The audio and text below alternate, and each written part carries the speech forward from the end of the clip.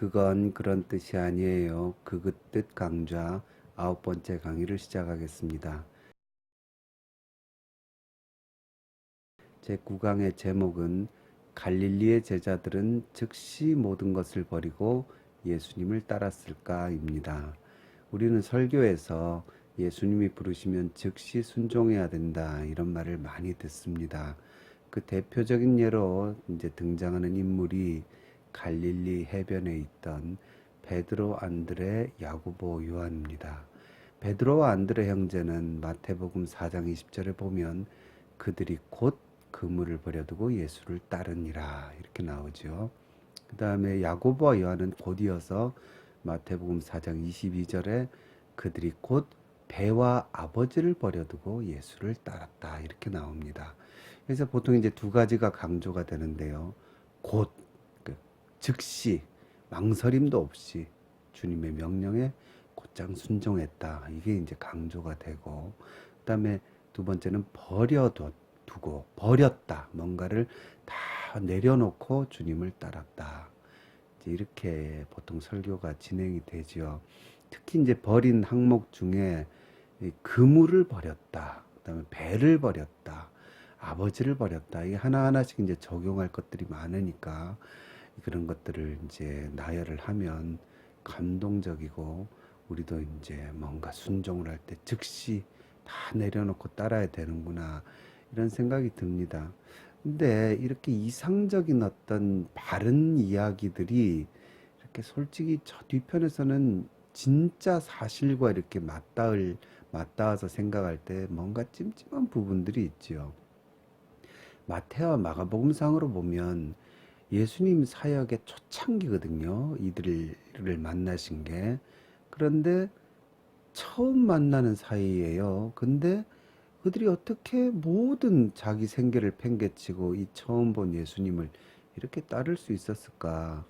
그리고 그걸 이제 적용해서 그러니까 우리도 무조건 즉시 버려두고 따라야 된다. 이렇게 적용할 수가 있는 걸까? 이런 의문을 가지게 되죠. 이제 마태, 마가복음을 보면 그런데 누가복음에서 조금 보충이 된다고 이제 이야기를 합니다. 누가복음 4장 37절에 보면 예수님의 소문이 이미 예수님이 제자들을 만나기 전에도 그 근처 사방에 퍼졌다. 그 전에도 이미 기적을 행하셨다. 이렇게 누가복음은 이야기를 하고 계세요. 그리고 5장에서 이제 베드로를 처음 만나시는 걸로 이제 나옵니다. 근데 베드로 처음 만나자마자 베드로한테 일 다 끝내고 밤새서 피곤한 이 제자들이 그물 씻고 있는데 와가지고는 예수님이 시몬의 배, 베드로의 배에 올라타가지고 좀 뛰어라 그러는데 베드로가 거기에 아주 순순히 순종을 하고 그 다음에 깊은 데로 가서 그물을 내려 고기를 잡으라. 유명한 말씀이죠. 그래서 누가복음 5장 4절에 이 명령에 순종했더니 그물이 찢어지도록 고기를 잡았다. 그리고 그 기적을 보고 베드로가 이제 예수님을 따른 것이다. 이제 표면적으로는 이제 이야기가 뭐 일리가 있어 보입니다. 하지만 여전히 문제가 남아 있어요. 첫째로 일단 이 누가복음의 베드로와의 이 기적 이야기, 고기 많이 잡은 이야기, 그물이 찢어지도록 잡은 이야기를 혹자는 이렇게 엉뚱한 방향으로 해석해 나가는 경우가 있습니다. 주님 말씀에 순종하면 거긴 정말 순종하기 곤란하지만 순종을 하면 그물이 찢어지도록 축복을 받는다. 물질의 축복을 주로 얘기하죠. 하지만 이런 식으로 이 이야기를 일단 끌고 가면 굉장히 잘못된 겁니다. 왜냐하면 이 기적의 결론이 뭡니까? 그들이 배들을 육지에 대고 모든 것을 버려두고 예수를 쫓았다 이렇게 나옵니다. 이게 물질의 축복, 그물이 찢어지도록 고기를 많이 잡은 거에 포인트가 있는 이야기라면 그들이 그 물고기를 취해야죠. 그리고 팔아서 돈을 벌든지 뭐 동네 잔치를 열든지 뭐 그래야 되는데 다 버려뒀어요. 그러니까 남은 동네 사람들이 그걸 뭐 다 먹든지 팔았든지 가져갔든지 했는지 모르지만 정작 기적의 그 수혜자가 돼야 될 제자들은 그걸 다 버렸다 이렇게 나옵니다. 그러니까 이 이야기를 기적과 그 기적을 통해서 얻는 복, 재물의 복, 무슨 축복 이렇게 연결하는 것은 의미가 없는 겁니다. 그 물고기는 포인트가 아니지요. 그건 다 버려둬야 될 거죠. 단 그걸 통해서 어떤 영적인 각성이 있었다 이렇게 나온 거지 재물의 축복과는 관련이 없는 본문입니다. 하지만 어쨌든 이 기적을 통해서 베드로가 처음 본 예수님을 쫓았다고 해석하는 것도 무리가 있습니다. 왜 그러냐면 디테일하게 들어가 보면요. 엄청난 고기를 잡은 후에 베드로가 이상한 고백을 합니다. 예수의 무릎 아래 엎드려 이르되 주여 나를 떠나소서 나는 죄인으로소이다. 이렇게 고백을 하거든요. 이 고백이 좀 이상하지 않습니까? 밤이 맞도록 고기를 잡으려고 했지만 한 마리도 못 잡았는데 주님 명령 순종해서 고기 잡았으면 할렐루야 감사합니다. 아이고 고맙습니다. 이렇게 나가야 처음 본 예수님이라면 그게 가능하지만 그런데 자기가 죄인이라 그러고 나를 떠나시라 그러고 이렇게 좀 의아스러운 반응을 보여요. 근데 물론 이럴 때 이제 자주 등장하는 설명이 예수님의 신적인 권위 앞에 서면 인간은 자기의 죄성을 보게 되고 죄인임을 깨닫게 된다. 이제 또 그렇게 설명을 하는 설교들이 자주 있죠. 이렇게 너무 바른 정답을 이야기하면요. 우리가 주눅이 들고 뭐 여기에 반발하면 불경해지니까 좀 그냥 말 못하고 넘어가 버리는 경우가 있지만 그럼에도 불구하고 현실적인 사실적인 어떤 문제에 있어서는 이런 너무 바른 정답 어떤 신학책 교리서에 적혀 있는 것 같은 정답을 적용하면 오히려 사건 자체가 죽어버립니다. 역사적인 사건이거든요. 기왕에 더 따져보면요. 자기 죄성을 깨달았으면 회개를 해야 될 거 아닙니까? 근데 회개를 한 게 아니라 나를 떠나소서, 난 죄인이니까 나를 떠나소서 이렇게 나가는 걸 보면 그렇게 죄성을 깨달았기 때문에 내 속에 있는 원죄와 나의 지금까지의 죄된 생활을 깨달았기 때문에 예수님 앞에서 이렇게 죄를 고백한 거다. 그렇게 보기에는 이게 회개로 이어지는 게 아니라 또 다른 이상한 말씀, 나를 떠나소서 이렇게 이야기가 이어지거든요. 그렇기 때문에 마태, 마가, 누가복음에서의 이 해변에서의 제자들과의 만남 이야기는 사실상 굉장히 미스테리한 부분이 있는 이야기입니다. 그러면 우리는 어떻게 이 문제를 풀 수 있을까요? 해법은 의외로 굉장히 간단합니다. 예수님과 이 제자들이 갈릴리 해변에서 처음 만난 게 아니고 이전에도 서로 알던 사이였다. 이러면 이야기가 풀려나갈 수가 있지요. 그런데 이전에 만났다는 증거가 있냐? 당연히 있죠. 요한복음에 그게 명명백백하게 나오고 있습니다. 그러니까 참 이상한 게 왜 이 본문을 가지고 설교자들이 씨름을 하시면서 요한복음 안 보시나 모르겠어요. 제가 제5강 오병이어 이야기를 할 때에도 요한복음엔 보충하는 기능이 있다 그랬습니다. 이게 사복음서 혹은 뭐 공관복음서 안에 같은 이야기들을 연구하기는 힘듭니다. 왜냐하면 같은 이야기가 조금씩 다르게 이렇게 기록이 되어 있거든요. 그럴 때에는 저자의 편집 의도라 그러거든요. 이게 편집 비평이라 그럽니다. 이걸 비교하면서 왜 마가는 이렇게 썼을까? 왜 마태는 이렇게 썼을까? 하면서 사실은 거기서 굉장한 보물들이 쏟아져 나와요. 그런데 그 작업이 쉽지 않죠. 그게 어렵습니다. 학자들이 아주 심혈을 기울여서 그런 그 편집 비평은요, 많은 비평 중에 아직도 많이 유용하죠. 근데 그러한 작업 아니고 요한복음에 다른 복음서 혹은 뭐 요한복음뿐 아니라 공관 복음서에서도 다른 복음서에 없는 이야기가 나오면 이건 굉장히 감사한 일입니다. 왜 그러냐면 어떤 빈 부분을 이게 메워주지요. 그래서 우리가 같이 연결해서 상상력을 가지고 신학적인 상상력이죠. 합당한 상상력으로 그 틈과 틈을 이렇게 맺고 가다 보면 이해가 가고 풀리지 않습니까? 그렇죠? 요한복음에서 보면 예수님은 갈릴리 해변에서 제자들을 처음 만나신 게 아니지요. 근데 이 부분을 왜 그 설교할 때 참고를 안 하시는지 참 궁금합니다. 요한복음을 보면 예수님이 세례 요한의 광야에 가시지요. 예수께서 세례 요한을 만나 세례받는 장면은 공관복음서에도 나오는데 요한복음에서도 예수님이 세례 요한을 만나러 가십니다. 하지만 뭐 나중에 또 강의할 기회가 있겠지만 여기는 예수님이 요한에게 세례를 받으셨다는 말씀은 없습니다. 교묘하게 없어요. 근데 여하튼 예수님이 세례 요한을 만나신 건 분명합니다. 근데 그때 세례 요한을 만나시는 그 장면에서 이런 이야기가 나오죠. 요한복음 1장 35절에 또 이튿날 요한이 자기 제자 중 두 사람과 함께 섰다가 예수께서 거니심을 보고 말하되 보라 하나님의 어린 양이로다.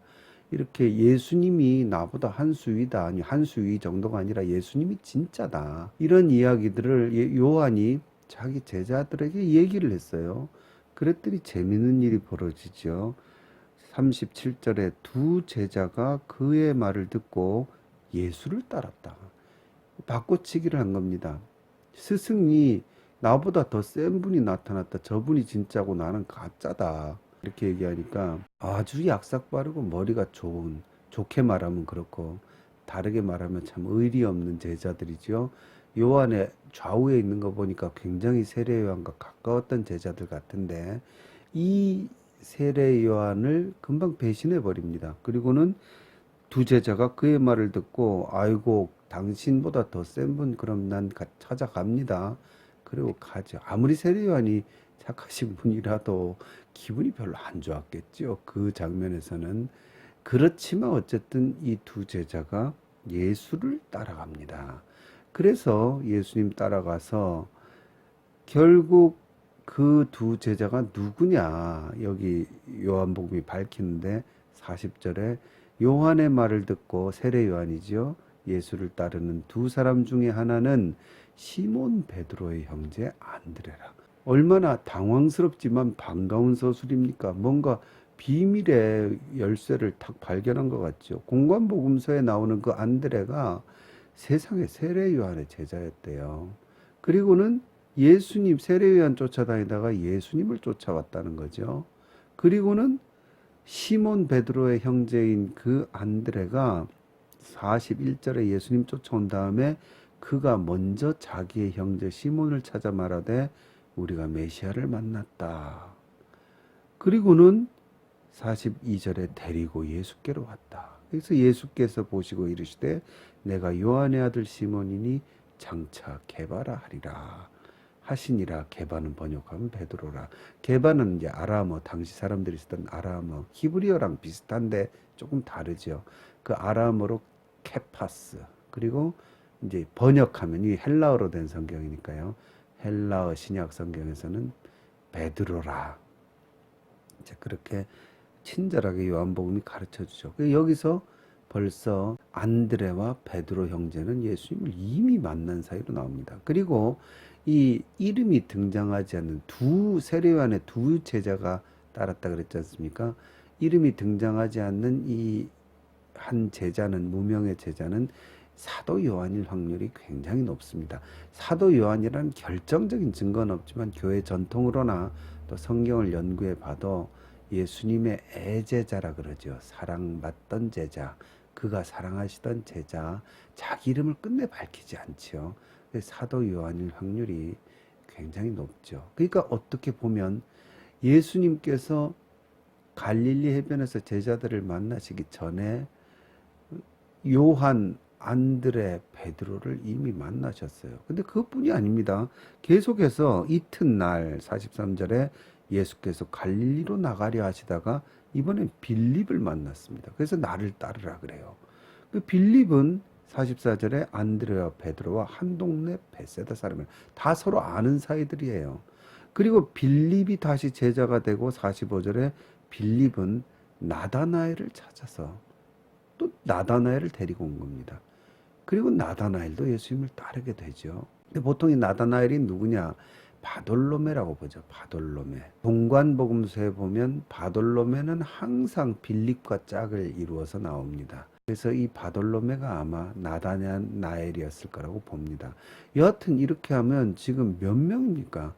예수님을 베드로, 안드레, 아마도 요한, 빌립, 바돌로메, 이미 5명이 예수께서 갈릴리 해변으로 가시기 전부터 세례 요한의 그 첫 번째 그 세례 요한의 광야에서부터 이미 만남이 있었다는 것을 우리는 요한복음을 통해서 알 수가 있는 거죠. 그런데 지금 공관복음서랑 이제 연결해서 이야기를 보면 무슨 이유인지 그 전에 이미 만났던 이 갈릴리의 제자들이 다시 예수님을 버리고 떠나서 고기를 잡고 있는 거예요. 갈릴리에서. 이제 그 부분까지는 어디에 성경에 기록된 것이 없지요.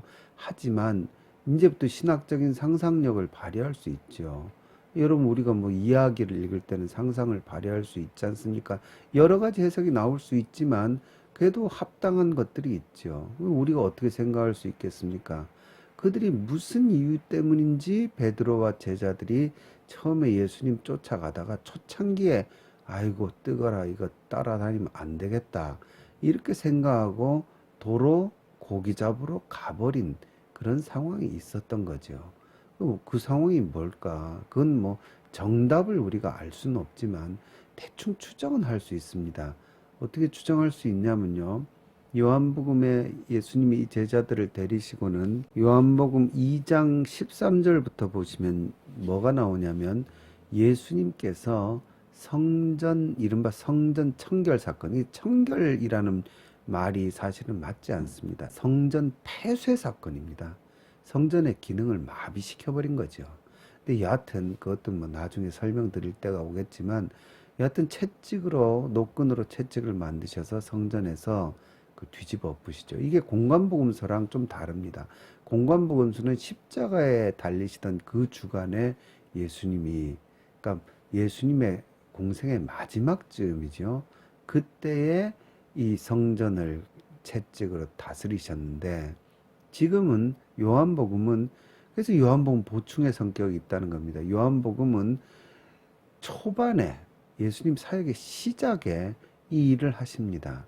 그래서 이거 가지고 뭐가 이렇게 엇갈리냐 틀리냐 그러는데 사도 요한 선생님이 일부러 이렇게 표현하신 겁니다. 그러니까 요한복음에 나온 이 성전의 채찍 사건은 공관복음서에 나온 채찍 사건과 다른 사건입니다. 이건 초기에 있었던 사건이고 그거는 말기에 있었던 사건입니다.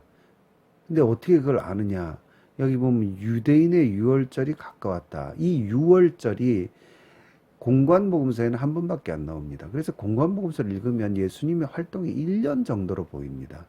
근데 요한복음에 보면 이 예수님의 유월절이, 그러니까 유대인의 유월절이 요한복음에는 3번이 나옵니다. 그래서 예수님의 공생애를 3년으로 보는 겁니다. 이 유월절이 3번 나오고 그 첫 번째 유월절에서 예수님이 성전에서 채찍을 행하셨는데 공관복음에는 후에 또 채찍을 행하신 걸 보면 아마도 매년 유월절 때마다 예수님이 이걸 하신 것 같아요. 그게 이제 매년 하신 거를 공관복음 마지막에 한번 그걸 기록한 거고 요한복음은 초반에 걸 기록한 거죠. 근데 어쨌든 이 성전에서의 채찍 사건을 이 제자들, 첫 제자들 베드로와 안드레와 이 제자들이 봤잖아요.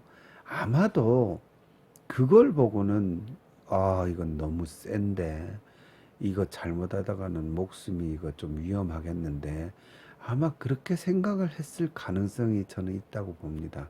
그래서 이들이 예수님을 떠난 거죠.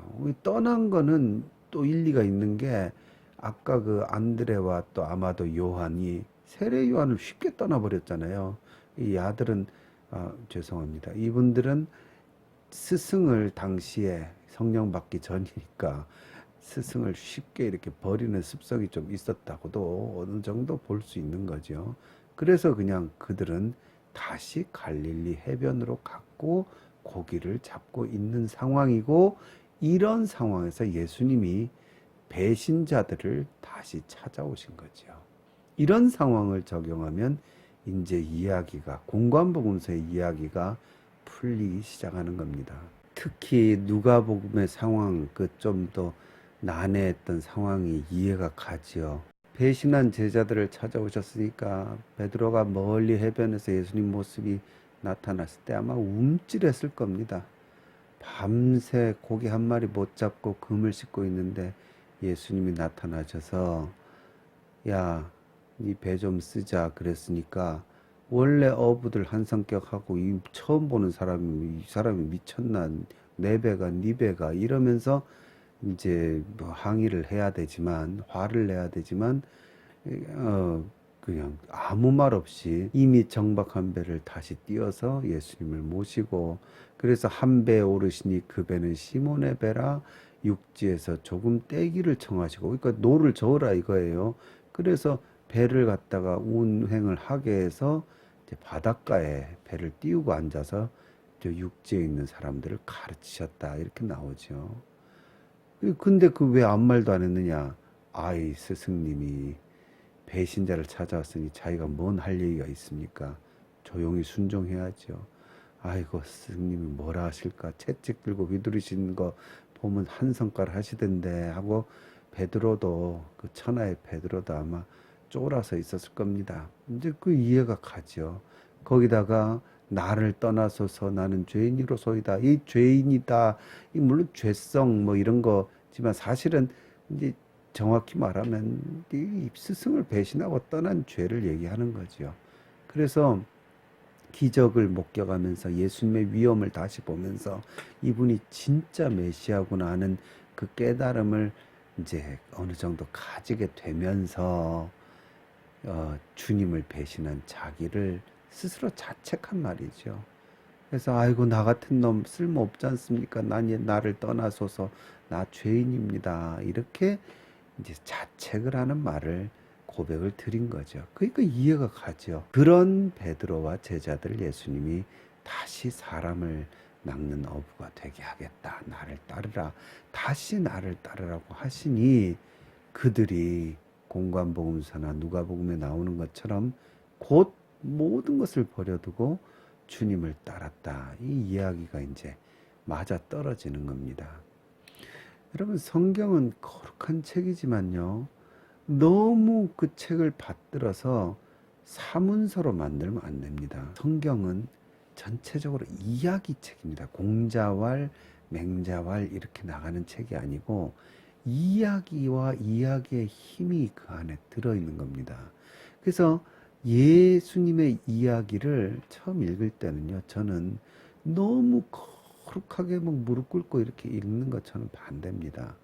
이게요, 상상력을 발휘하면서 소설처럼 읽어야 돼요. 처음에는 소설처럼 읽기 시작하다가 꼬꾸라져서 눈물 흘리는 게 이게 성경의 능력입니다. 그렇게 성경을 이야기 속에서 실제 생생한 어떤 상상력으로 읽으면 이야기가 살아나죠. 특히 복음서나 이런 이야기들, 바울서신은 좀 다르지만요, 구약의 어떤 이야기들 있지 않습니까? 이걸 상상을 가지고 보다 보면 여러분 성령의 역사가 일어납니다. 여러분 성령이, 제가 강의에서 말씀드렸죠. 바람 같은 성령이 뭐 하시는 분입니까? 보혜사 성령 곧 그가 오실 때 뭘 하십니까? 너희에게 모든 것을 가르치고 내가 너희에게 말한 모든 것을 생각나게 하시는 분이죠. 그러니까 그 생각나게 된 사람들이 예수님의 이야기를 남겨서 계속 우리한테 내려 보내주니까 우리가 그걸 읽을 때마다 성령이 그 이야기 속에서 역사하는 거죠. 그래서 그 이야기의 힘이요, 사실은 신앙의 힘입니다. 예수님의 이야기, 그 나사렛 예수의 이야기가 기독교의 힘입니다. 그래서 성경책을요, 깨끗하게 쓰면 안 돼요. 성경책은 아주 너덜너덜해지게 써야 돼요. 왜냐하면 성경책이 거룩한 책이 아니에요. 이 이야기 속으로 들어가려고 애를 써야 됩니다. 그러기 위해서는 지금 저와 잠깐 같이 지금 보신 대로 누가복음, 마가복음, 마태복음, 그리고 요한복음, 이 속에 있는 이야기들을 전부 다 이렇게 종합해 가면서 분석해 가면서 봐야죠. 그러면 진실이 나오죠. 왜 그런 얘기도 많이 하지 않습니까? 성경을 비평하면 안 된다. 성경을 이렇게 저렇게 막 학문적으로 보면 안 된다. 그러면서 나오는 얘기 있죠. 자유주의 신학이다. 고등비평이다. 뭐다. 이런 식으로 성경에 접근하는 이 시대의 마귀의 이야기들. 특히 요즘은 문학비평의 시대인데요. 사회학적 비평과 문학 비평. 물론 뭐 문학 비평이란 게 모든 글을 읽는 건 다 문학 비평이 될 수 있지만 이 세상에 있는 문학 비평 법이 있습니다. 근데 그거를요, 지금 성서학에서는 그대로 성경에다 적용을 합니다. 그러니까 그런 적용을 아주 마귀의 것이라고 얘기하는데 그거는 피할 수도 없고요. 피해서도 안 됩니다. 진짜 다이아몬드는 어떤 상황에서도 진짜 다이아몬드로 감정되게 돼 있어요. 저는 그래서요, 당당하게, 저도 물론 그런 성서학을 전공한 사람이지만 그 속에서 이게 진짜라는 걸 발견하게 되는 거예요. 그러니까 문학 비평이 그냥 세상에 있는 문학 비평을 그대로 가져오거든요. 그 성경을 그냥 거기다 덜커덕 그 성경을 조망을 해요. 그걸로. 하지만 그걸 통해서 나타나는 것은 성령의 역사가 그 이야기 속에 있고, 그리고 결론적으로 그 이야기가 진실이기 때문에 이 모든 것이 우리를 살아나게 하고요. 더더욱 예수님이 진리이시고 사실이시고 역사적인 진실이셨고 더 나아가서 지금도 살아계신 분이란 것을 우리로 깨닫게 만드는, 그래서 이 이야기 속으로 들어가는 그런 힘을 우리 교회와 성경을 읽으시는 모든 성도님들, 설교자들이 회복해야 될 줄로 믿습니다. 결론적으로 성경 구절 하나 보고 마치려 그러는데, 베드로 선생님이 하신 말씀입니다. 베드로 전서 1장 8절에 뭐라 그러시냐면요, 예수를 너희가 보지 못하였으나 사랑하는도다. 참 베드로의 참 어떤 인간적인 글이지요. 자기는 예수님을 봤죠. 배신을 몇 번을 했습니까? 그런데도 찾아와 주신 그 예수님, 어떻게 이제 예수님을 배신하겠습니까? 그러면 정말 사람도 아니죠. 그 많은 기적과 능력과 그물이 찢어지는 그 기적부터 모든 예수님의 채찍질과 성전에서의 예수님의 그 물리를 걸으시고 자기도 걷고 했던 그 모든 이야기 속에서 자기가 예수님을 따르고 예수님을 위해 목숨을 거는 건 너무나 당연한 거죠. 그런데 그 이야기들을 자기가 열심히 전하고 설교하고 다니면서 세상 곳곳에 예수님을 믿는 사람들이 나타났는데 그들을 보니까 너무 신기한 거예요. 너희가 예수를 못 봤는데 사랑하는구나. 그래서 베드로 선생님 스스로 느끼는 겁니다. 이게 성령의 역사구나. 근데 베드로 선생님이 지금도 우리 21세기의 우리를 보시면 얼마나 더 신기하겠습니까? 너무나 발전한 이 문명 속에서 돌아가는 이 시대 속에 예수님의 이야기를 듣고 읽고 거기에 나오는 성령의 역사로 생각나게 하시고 그걸 깨닫게 하시는 성령의 역사로 예수님을 사랑하는 그런 우리들을 보시면서 베드로가 똑같이 이야기를 안 하시겠습니까? 예수를 너희가 보지 못하였으나 사랑하는도다. 이 모든 게 어디서 나오는 겁니까? 성경의 힘이죠. 그리고 성경이 성령의 영감으로 되었고 성령께서 우리를 생각나게 하시고 깨닫게 하시는 영이시라는 것, 그것이 이 모든 기독교의 근본의 힘이란 걸 깨닫고 성경의 사람, 책 자체가 아니라 성경 속에 있는 그 이야기의 사람으로, 그 이야기로 말미암아 하나님 앞에 큰 능력을 얻는 분들이 다 되시기를 바랍니다.